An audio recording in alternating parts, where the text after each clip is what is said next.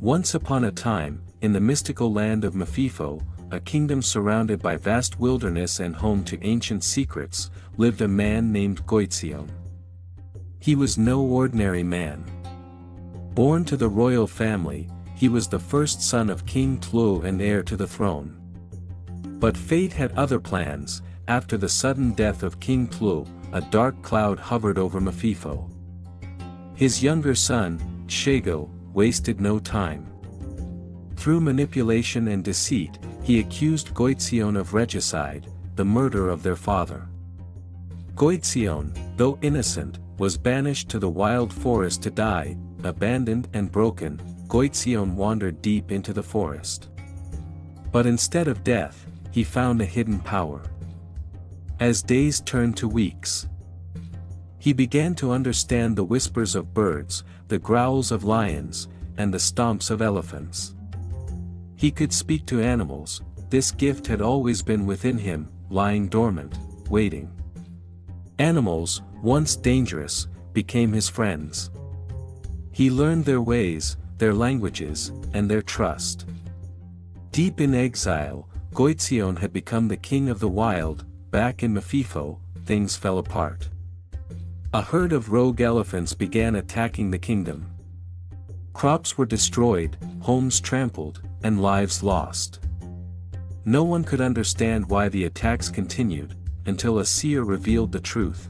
Only Goitseone could stop them. Swallowed by fear and desperation, the villagers pleaded with King Shego. Reluctantly, he sent a delegation to beg the one man he had betrayed. But Goitseone was no longer the same man they exiled.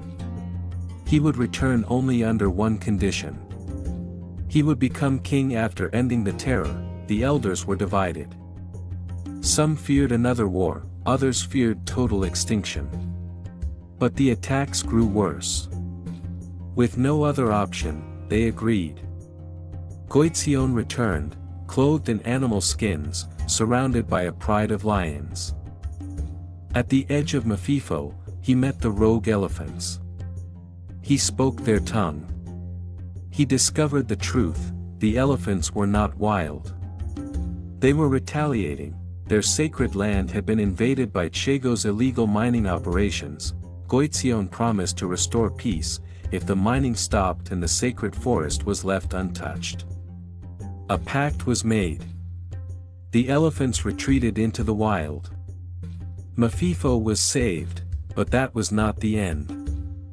On the day of his coronation, Goitseone revealed the truth to the people, how Chego had killed their father and framed him.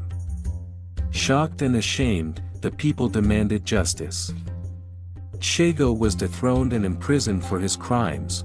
King Goitseone ruled not with fear, but with wisdom and fairness. He appointed a council that included hunters, farmers, and even a wild animal emissary, a leopard he had raised in exile. Under his rule, humans and nature coexisted in peace. Mafifo became the first kingdom to build a sanctuary for wild animals. Tourism boomed. The economy flourished. And once feared Goitseone became a legend not just in Mafifo, but across all lands. Sometimes, rejection reveals your greatest gift. In every exile, there may be a destiny waiting to unfold. And those who betray truth may rule for a while, but justice always finds its way.